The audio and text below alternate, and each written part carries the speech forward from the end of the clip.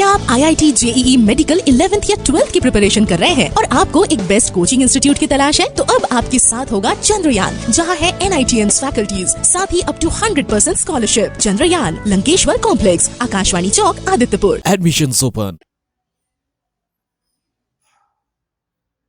Hello students, welcome again to the YouTube platform of Chandrayaan. आज हम लोग स्टार्ट करने वाले हैं ह्यूमन हेल्थ एंड डिजीजेस, जिसमें आने वाला है ह्यूमन का हेल्दी रहना और डिजीज उसको किस तरीके से इफेक्ट करता है उसके बारे में। तो चलिए स्टार्ट करते हैं इसको।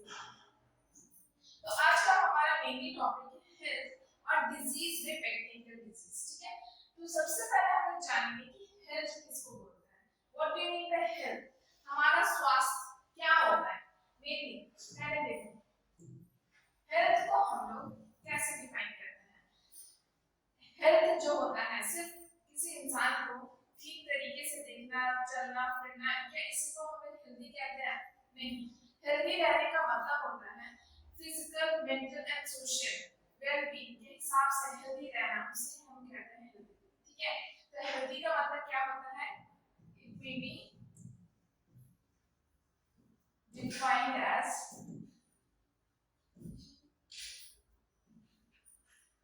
health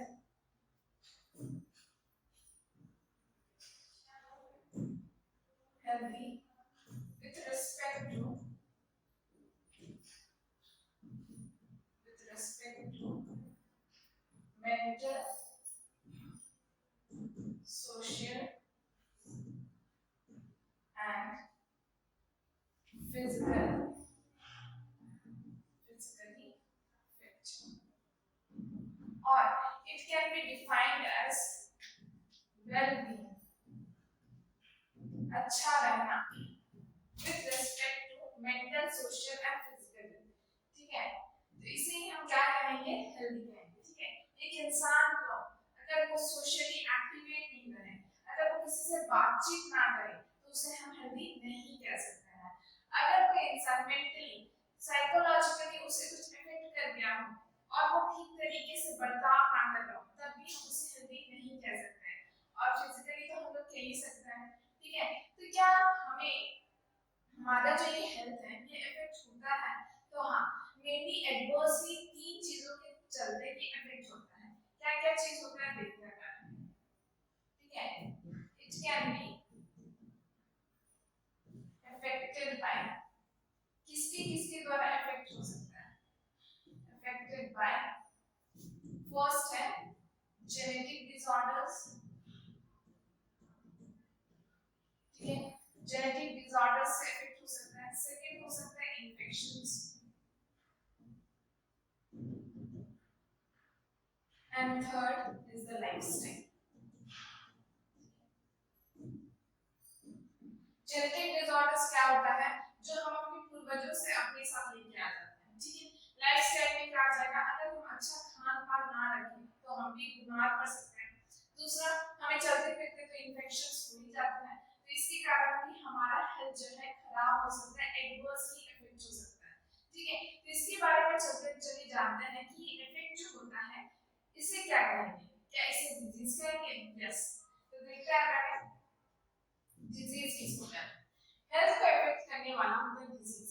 ये देखो यहाँ पे क्या दिखाया गया है, यहाँ पे बताया गया है कि पूरा जो ये छोटे छोटे जो बैक्टीरिया, वायरसेस, पैथोजेंस जो भी है, ठीक है, ये सारा चीज हमारे बॉडी को इफेक्ट करता है, ठीक है। तो यहाँ पे सबसे पहले हम लोग डिजीज के बारे में बताएंगे कि डिजीज क्या होता है, ठीक है। डिजीज का मतलब होता है कि अगर हमारा जो डेविएशन हो जाता है नॉर्मल कंडीशन से हमारा हेल्थ, उसे ही हम डिजीज कहेंगे, ठीक है। तो deviation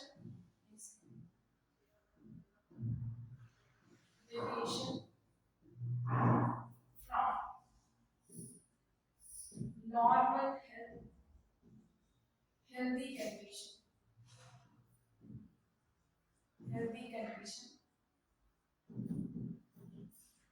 is known as disease,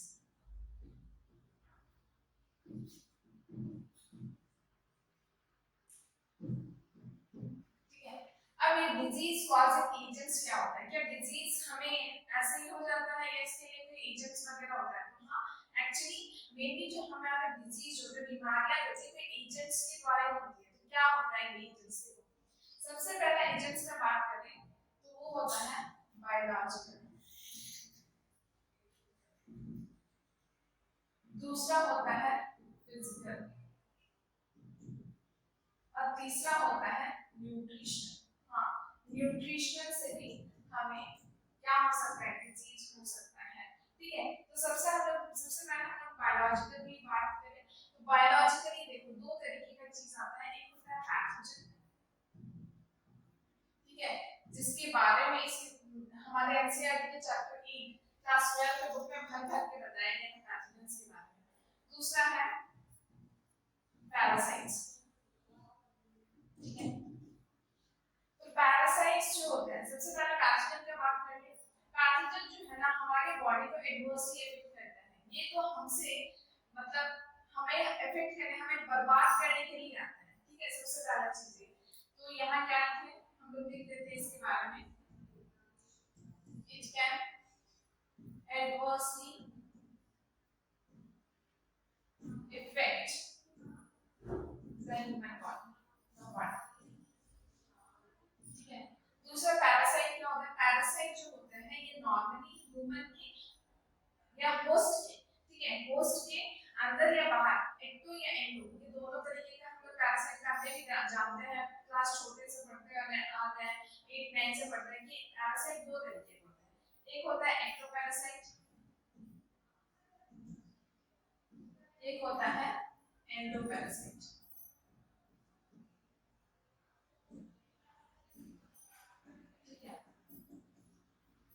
ये बॉडी में रहते तो है, बॉडी में रहते हैं, लेकिन ये बीमारियां कॉज कर भी सकते हैं और बीमारियां नहीं भी कॉज कर सकते हैं।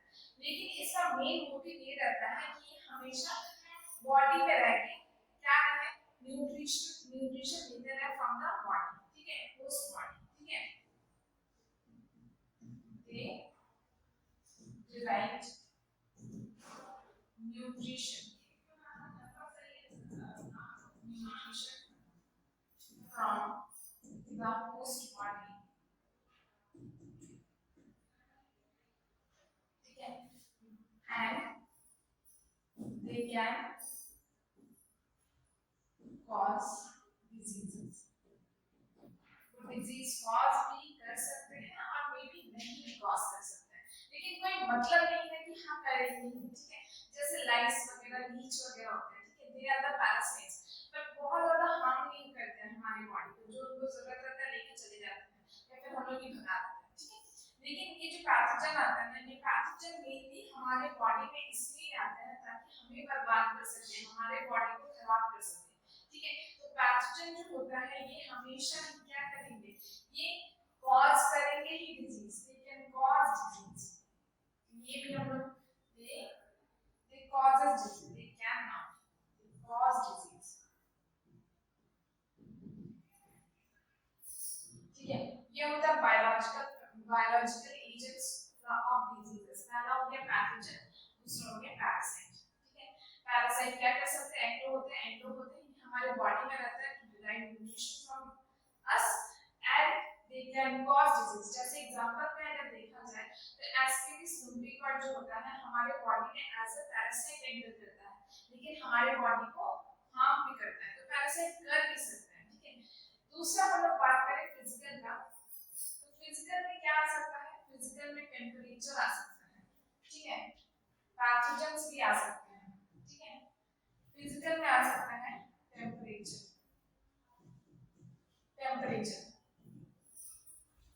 टेम्परेचर की वजह से भी फिजिकल हार्मनेस हो सकता है। दूसरा क्या आ सकता है, दूसरा आ सकता है पैथोजन, जो कि बायोलॉजिकल भी होते हैं, साथ में फिजिकल भी होते हैं। न्यूट्रिशनल डेफिशिएंसी अगर हमें हो जाए तो हमें डिजीज आ सकता है। जैसे विटामिन की कमी हो जाती है तो हमें तरह तरह के डिजीजेस पकड़ लेते हैं। विटामिन डी की कमी से बहुत सारे रिकेट्स वगैरह बीमारी हो जाती है। ठीक है, विटामिन डी की कमी से रतौंधी वगैरह या इनकी नाइट ब्लाइंडनेस जैसी बीमारी हो जाती है। तो न्यूट्रिशनल डेफिशिएंसी से भी हमें ये भी एक डिजीज का एजेंट हो सकता है। क्लियर है? नेक्स्ट अगर बात करें तो हम अपने आगे बढ़ेंगे और हम लोग टाइप्स ऑफ डिजीज के बारे में बात करेंगे, जो एनसीईआरटी में भर भर के बताती है कि टाइप्स ऑफ डिजीजेस में इन्फेक्शियस और एक होता है नॉन इन्फेक्शियस। तो इन्फेक्शियस डिजीजेस क्या होती है? इन्फेक्शियस डिजीजेस वो होती है जो कि ट्रांसमिट कर जाती है from the normal healthy person to another. ठीक है, इन्फेक्शियस क्या होती है? ये मेनली कंटैजियस होती है। कंटैजियस मतलब छूने से फैलने वाली, छूत की बीमारी। ठीक है, इन्फेक्शियस होती है। ठीक है, इसलिए बोला जाता है जिस जिस बीमारी में छूने से फैलती है उससे दूर रहने के लिए। ठीक है, तो कंटैजियस में क्या होता है? कंटैजियस की बीमारी जो होती है ये क्या होती है? मेनली इसमें the diseases can be transferred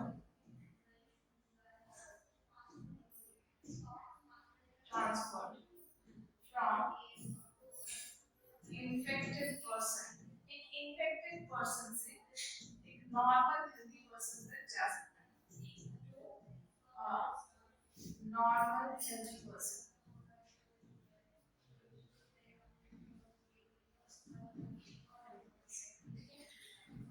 ये होता है कंटैजियस। ठीक है, नॉन इन्फेक्शियस में इसको नॉन कंटैजियस की बीमारी बोल सकते हैं, नॉन कंटेजियस।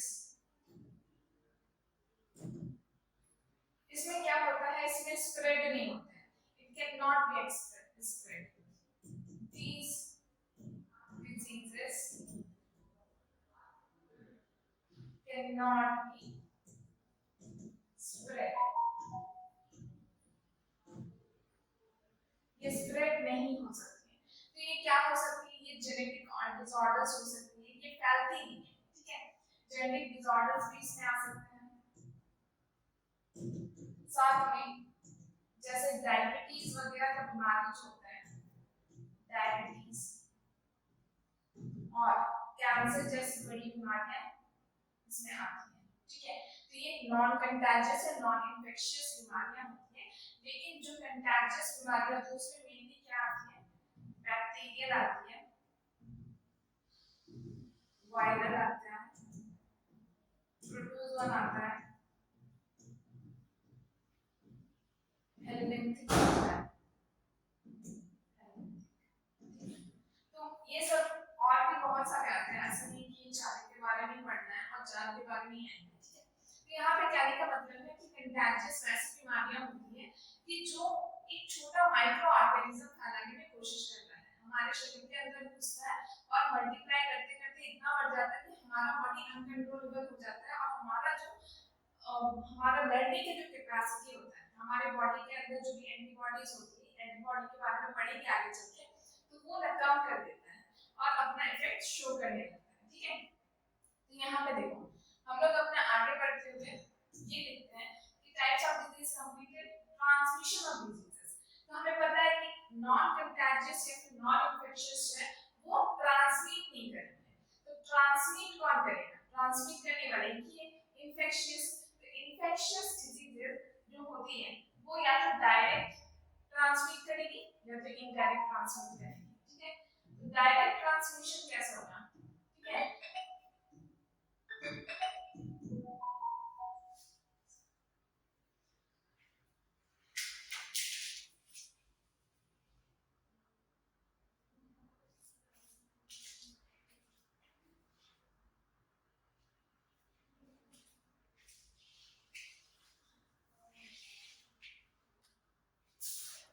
तो डायरेक्ट ट्रांसमिटिंग क्या होता है?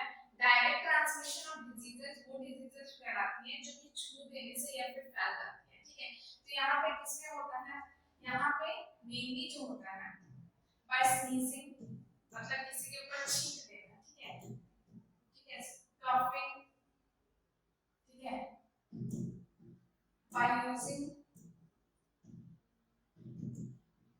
Utensils, towels and cots। ठीक है, कंघियां वगैरह इस्तेमाल करने से भी फैल जाते हैं, जैसे रिंगवर्म के केस में होता है।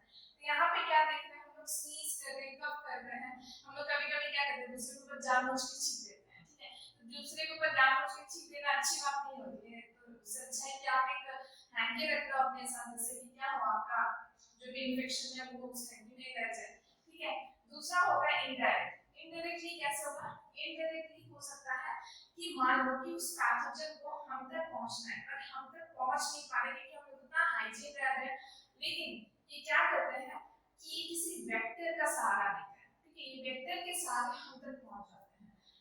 तो इनडायरेक्ट में क्या होता है, वेक्टर बॉन्ड होता है, ठीक है, vector bond diseases helps in the indirect transmission of disease, ठीक है। इनडायरेक्ट ट्रांसमिशन में वेक्टर्स हम तक वो चीजें पहुंचा देते हैं। जैसे मच्छर के केस में क्या होता है, मच्छर नहीं, एक्चुअली मलेरिया के केस में क्या होता है, मच्छर हम तक क्या पहुंचाती है, हम तक पहुंचाती है वो प्लाज्मोडियम का एक छोटा सा माइक्रो ऑर्गेनिज्म, और हमारे बॉडी में वो तंत्र में जाता है, ठीक है।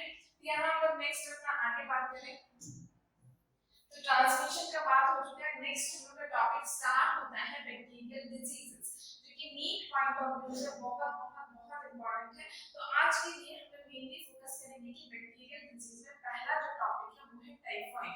तो टाइफाइड क्या है, देखो टाइफाइड जो है ये एक बैक्टीरियल कॉजिंग डिजीज है, ठीक है। बैक्टीरिया का कौन सा बैक्टीरिया कॉज करता है, ये है सैल्मोनेला टाइफी, ठीक है। एक और होता है जिसका नाम है सैल्मोनेला पैराटाइफी, सैल्मोनेला पैराटाइफी। कि ये जो सैल्मोनेला टाइफी और सैल्मोनेला पैराटाइफी किस तरीके से हम लोगों तक पहुंचाता है, तो ट्रांसमिशन अगर देखा जाए तो ट्रांसमिशन इस डिजीज का कैसा होगा पता है, फीको ओरल ट्रांसमिशन।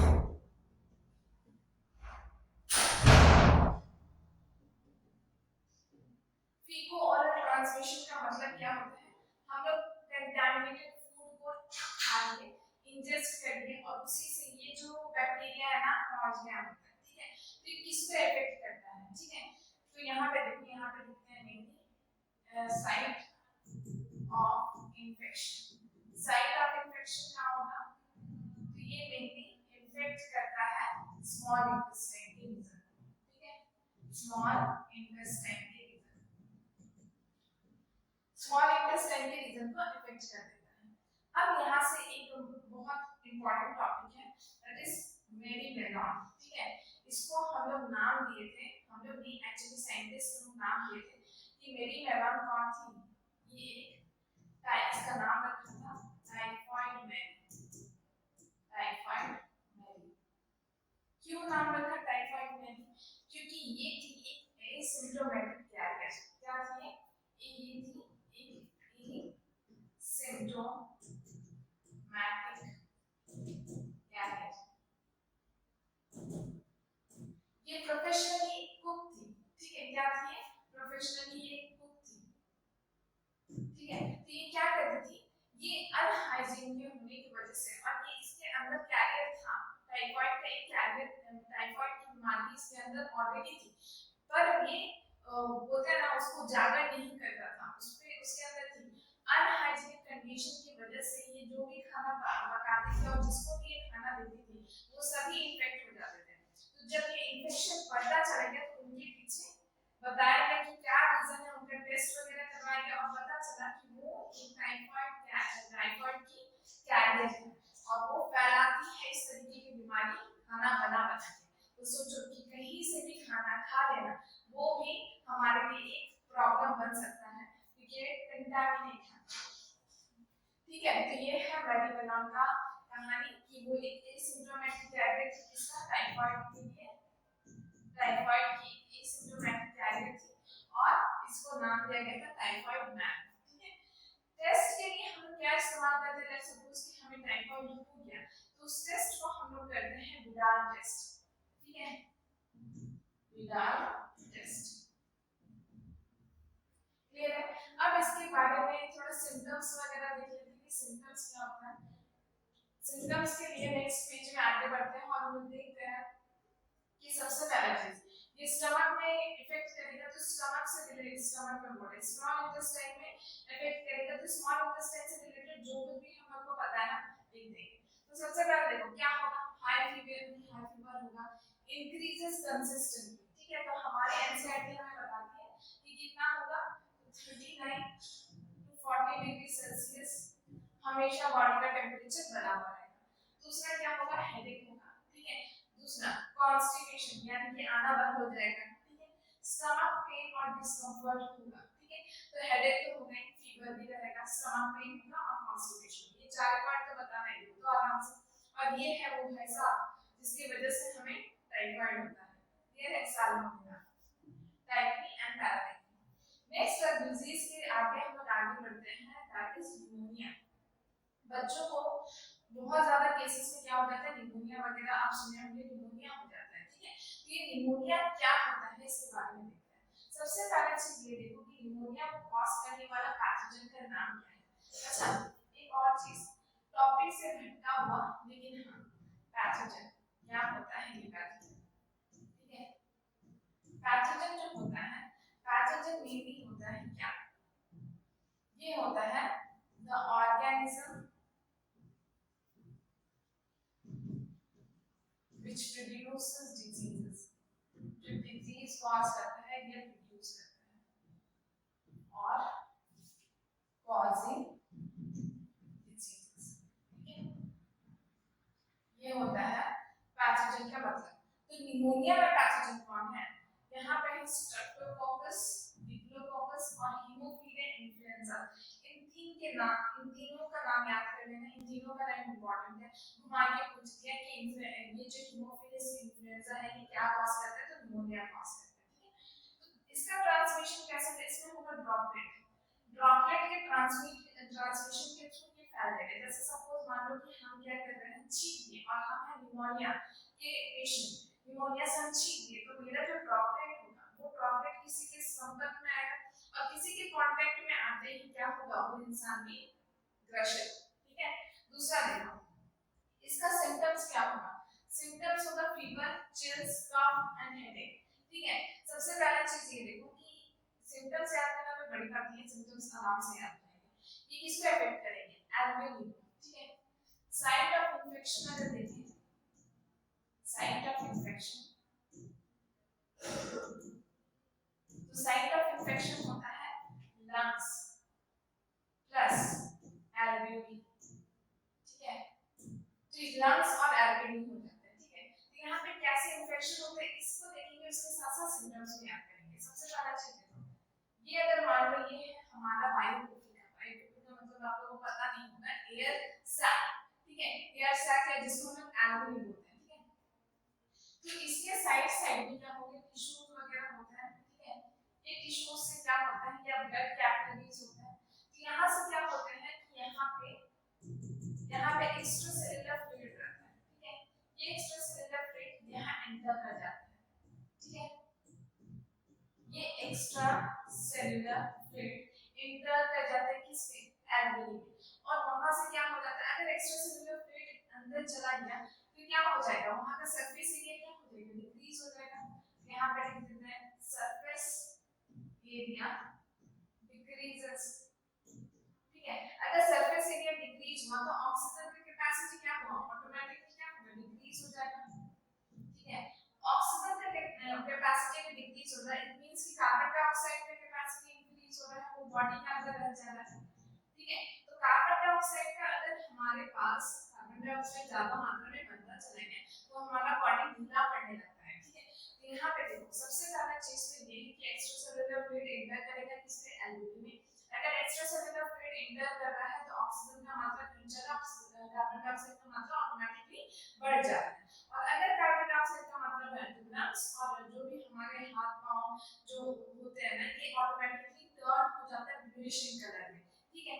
दूसरा क्या होगा, ये निमोनिया है, सर्दी खांसी जुकाम जैसे जो भी सिम्टम्स होते हैं वो रहेंगे, जैसे कि हेडेक होना, मतलब नाक का बहना, चिलनेस, फीवर, ये सब रहेंगे। साथ में एक बहुत इंपॉर्टेंट चीज की इसमें लिप्स और फिंगर नेल्स, ठीक है। फिंगर नेल्स ये क्या हो जाता है, ग्रे से ब्लूइश टर्न हो जाते हैं, ठीक है। इसमें देखो यहाँ पे क्या हो जाता है, जैसे ये एल्वेओली क्या है, एल्वेओली में पूरा क्या हो जाता है,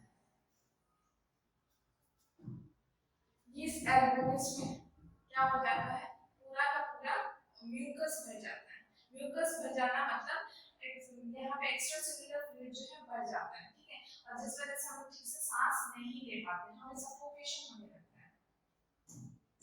नेक्स्ट आगे बढ़ेंगे और ये देखो कि इसके हाथ कैसे टर्न हो गया है ब्लू इन कलर, ठीक है। तो इससे इसे कहा जाता है कि निमोनिया के केस में हमारा जो बॉडी है वो ब्लू हो जाता है, ठीक है, due to the increase in carbon dioxide. Clear है।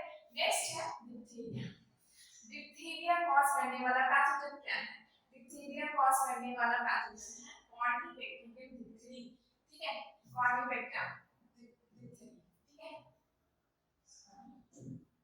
कॉर्निबैक्टीरियम डिप्थीरी, ठीक है। इसका भी ट्रांसमिशन कैसे होगा? चीख दो चला जाएगा दूसरा के पास, यानी कि ड्रॉपलेट ट्रांसमिशन होगा। तो सिम्टम्स क्या होगा देखो, सिम्टम्स जाने से पहले इसका साइन ऑफ इन्फेक्शन है, साइन ऑफ इन्फेक्शन जानो कहां पे ये इफेक्ट करेगा।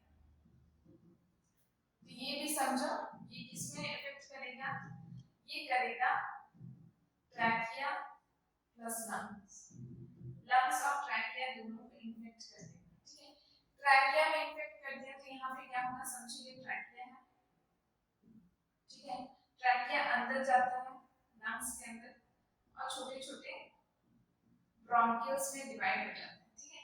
तो इसमें क्या हो जाता है, बहुत ज्यादा म्यूकस भर जाता है, म्यूकस वगैरह भर जाता है। तो हमारा ऑटोमेटिकली क्या हो जाता है, सांस लेने की कैपेसिटी, एयर अंदर लेने की कैपेसिटी कम हो जाती है, ठीक है। तो इसका सिम्टम्स वही होगा कि वूपिंग कफ, मतलब क्या होगा जब हमारे अंदर में बहुत ज्यादा कफ भर जाएगा, ठीक है, मतलब क्या होता है म्यूकस भर जाएगा तो हमारे खंग खंग की आवाज ज्यादा आने लगती है, एक अजीब सा आवाज आने लगता है, ठीक है। तो हॉर्सनेस, गला का आवाज ऑब्वियसली मोटा हो जाएगा, सोर थ्रोट, ठीक है, गले में दर्द रहेगा, ठीक है। दूसरा बोला गया है कि ये तो पता है सोर थ्रोट तो हो गई, swelling gas in the neck, neck में स्वेल कर जाएगा, बार्किंग कफ, मतलब एकदम कफ निकलेगा साथ में बाक का आवाज आएगा, मतलब अजीब से एकदम खराने का आवाज आएगा, ठीक है। और रेसिंग हार्ट, मतलब हार्ट बीट बहुत ज्यादा तेज हो जाएगा, breathing and difficulty in breathing, obviously हमारे लंग्स में हुआ है तो हमें ब्रीथिंग में बहुत ज्यादा डिफिकल्टी होगी, ठीक है। नेक्स्ट आगे बढ़े तो हम लोग यहाँ देखेंगे अबाउट द प्लेग, ठीक है।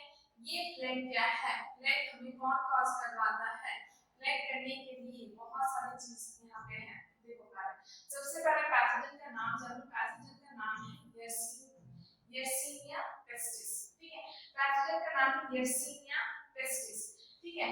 ये यर्सीनिया पेस्टिस किसके थ्रू हम तक पहुंचता है, देखो इसका बहुत लंबा ट्रैक है, ये इजीली नहीं पहुंचता। देखो ये एक सबसे पहले आर्थ्रोपोडा यानी कि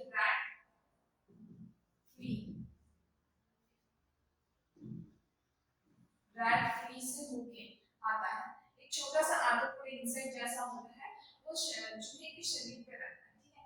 मैमल्स में आते हैं रैट और फिर पहुंचते हैं हम तक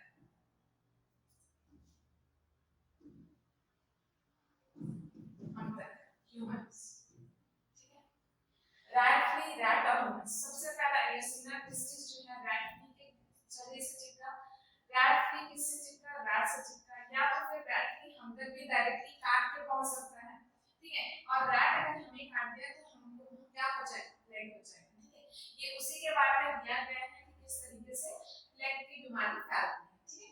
तो प्लेग की बीमारी में क्या होती है, यहाँ पे सबसे मेन चीज जो है यहाँ पे क्या है, एयरसिना पेस्टिस जो है ये क्या करते हैं, स्वेलिंग कर देती है, स्वेलिंग ऑफ लिम्फ नोड्स, हमारा जो लिम्फ नोड्स है वो क्या कर जाएगा, स्वेल कर जाएगा, ठीक है। और एक चीज होता है जिसमें आरबीसी का डिस्ट्रक्शन होने लगता है, ठीक है, आरबीसी डिस्ट्रक्टेड, आरबीसी का अगर डिस्ट्रक्शन होना शुरू हुआ तो क्या हो जाएगा, यहाँ पे हमारा खून लाल के बजाय काला हो जाएगा, और अगर काला हो जाएगा तो हमारी body automatically turn into the black in colour. तो अगर हमारी बॉडी ब्लैक इन कलर में टर्न हो जा रही है तो फिर क्या होता है, हमारे पास पूरे काला काला रंग अपने शरीर में जमने लग जाता है, और अगर इससे कुछ अगर इससे मौत होती है तो हम उसे ब्लैक कर देते हैं, ठीक है। तो आरबीसी डिस्ट्रैक्ट होती है और क्या हो जाती है, red to black in colour में चेंज हो जाती है, ठीक है। तो इसीलिए ब्लैक को हम लोग कहते हैं ब्लैक डेथ, ठीक है। मर भी रहा है लेकिन उसके पास खून वैसा नहीं है, ठीक है। नेक्स्ट अगर हम लोग आगे बढ़े तो यहाँ पे देखते हैं ट्यूबरकुलोसिस, ठीक है। ट्यूबरकुलोसिस में क्या होता है, लंग्स के अंदर पानी जम जाना, ये हम लोग नॉर्मली बोलते ज्यादातर के केसेस में क्या होता है, ट्यूबरकुलोसिस हमारे लंग्स में अफेक्ट करती है, इसलिए हम इसको बोलते हैं कि ट्यूबरकुलोसिस हुआ है, उसके लंग्स में पानी भर गया है। एक नॉर्मल अगर लैंग्वेज में, लेमन लैंग्वेज में अगर बात करें तो इस तरीके से लोग बात करते हैं। तो ये कैसे फैलती है लोग, अगर हमें 2 सप्ताह से ज्यादा खांसी हो रही है तो हमें रेगुलर चेकअप करा लेना चाहिए कि हमें कहीं टीबी तो नहीं है। इस तरह के एडवर्टाइजमेंट टीवी वगैरह में दिया जाता है, टीवी मतलब टेलीविजन में दिया जाता है अबाउट द ट्यूबरकुलोसिस के बारे में। यहाँ पे देखो इसका पैथोजन क्या है, माइकोबैक्टीरियम ट्यूबरकुलोसिस होता है।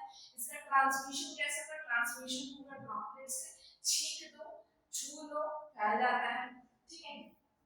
यहाँ पे देखो, यहाँ कभी-कभी इतना ज्यादा सीवियर इन्फेक्शन हो जाता है हमारे लंग्स के अंदर।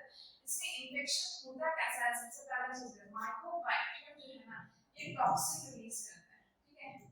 टॉक्सिन, ये टॉक्सिन अगर रिलीज कर रहा है तो हमारे टॉक्सिन हमारे लंग्स से फिर ये दूसरे ऑर्गन्स तक भी पहुंच जाता है। एंड दिस टॉक्सिन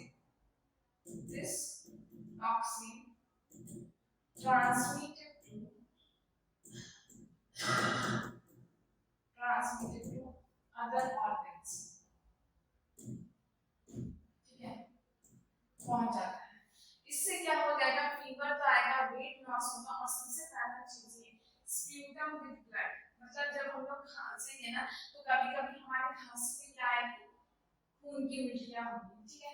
यहाँ पे क्या क्या दिया गया है, देखो बताया गया है कि हमें फीवर तो हो गई, फटीग, थकान लगेगा, वेट लॉस होगा, परसिस्टेंट कफ, मतलब कफ तो आएगा ही, और दूसरा ब्लड इन कफ, ठीक है। कफ में ब्लड आएगा, और नाइट स्वेट्स, मतलब हमें जब नींद आएगी तब बहुत ज्यादा हमें पसीना आएगा, ठीक है। तो ये हो गया ट्यूबरकुलोसिस के बारे में। नेक्स्ट बात करेंगे हम टिटनेस के बारे में। टिटेनस के बारे में हम लोग जानते हैं कि टिटेनस होता क्या है। टिटेनस जो होता है, जहाँ पे हमारा घाव या फिर कहीं पे भी कट जाता है ना कोई भी मेटल से, तभी टिटेनस होता है, ठीक है। तो टिटेनस को कॉज करने वाला पैथोजन कौन सा है, ये भी ऑब्वियसली एक बैक्टीरिया होगा, तो वो बैक्टीरिया का नाम है क्लोस्ट्रीडियम और टिटानी, क्लोस्ट्रीडियम टिटानी। ये क्या कॉज करता है, देखो हमारा नर्व इम्पल्सेस होता है, नर्व इम्पल्सेस के अंदर सिनेप्टिकल वेसिकल्स होते हैं, ये सिनेप्टिकल वेसिकल्स ट्रांसमिट करते हैं न्यूरोट्रांसमीटर, ठीक है। न्यूरोट्रांसमीटर कहाँ कहाँ भेजेंगे, न्यूरोट्रांसमीटर को भेजेंगे मसल्स के पास, ठीक है। ये मसल्स क्या करेंगे, जब न्यूरोट्रांसमीटर भेजा जाएगा मसल्स में, तभी ये मसल्स क्रैम्प करेंगे या फिर स्पैज़म दिखाएंगे, मतलब उसके प्रति रिएक्शन देंगे। पर क्लोस्ट्रीडियम टिटानी इस तरीके से करता है कि बार-बार न्यूरोट्रांसमीटर को रिलीज करवाता है, जिस वजह से क्या हो जाता है, मसल्स एक टाइम पे काम करना बंद कर देता है, क्योंकि न्यूरोट्रांसमीटर रिलीज होना बंद हो जाता है, तो तभी ये मसल्स क्रैम्प करना बंद कर देता है। तो सबसे पहला चीज ये कि ये टॉक्सिन रिलीज करता है, ये टॉक्सिन रिलीज करेगा तो ये रैपिड रिलीज ऑफ क्या होगा, रैपिड रिलीज होगा किसका, न्यूरोट्रांसमीटर का, ठीक है, न्यूरोट्रांसमीटर का। अगर रैपिड रिलीज होगा न्यूरोट्रांसमीटर का तो हमारा मसल्स जो है स्पैज़म, मसल स्पैज़म भी रैपिड हो जाएगा, ठीक है। और एक टाइम के बाद सब कुछ मसल स्पैज़म करना खत्म हो जाएगा, उस टाइम में हमारा जो है लॉक हो जाएगा मसल, ठीक है। तो इसको हम लोग लॉक्ड जॉ भी बोलते हैं इस डिजीज को, क्योंकि इस टाइम में हमारा जो बॉडी है या फिर जॉ है ये लॉक हो जाता है, ठीक है। ये किसके थ्रू इंटर करेगा, कट्स या वुंड्स के थ्रू इंटर करेगा। जैसे ये इंटर करेगा तो हमारे बॉडी में स्पॉलिनेशन का फॉर्मेशन शुरू करेगा, स्पॉलिनेशन करेगा, स्पोर का फॉर्मेशन करेगा, स्पोर बनाएगा, और साथ में टॉक्सिन रिलीज करेगा, और टॉक्सिन रिलीज करेगा तो हमारे बॉडी में भयंकर दर्द होगा। इसलिए टिटनेस की बीमारी से अच्छा है कोई और बीमारी हो जाए, पर टिटनेस की बीमारी कभी ना, ठीक है। तो इसके बाद हमेशा कोशिश करने की, आज जैसा हमने बैक्टीरियल डिजीज खत्म किया उसी तरीके से वायरल डिजीज भी खत्म करेंगे और हेलमिंथिक डिजीज भी खत्म करेंगे। Thank you.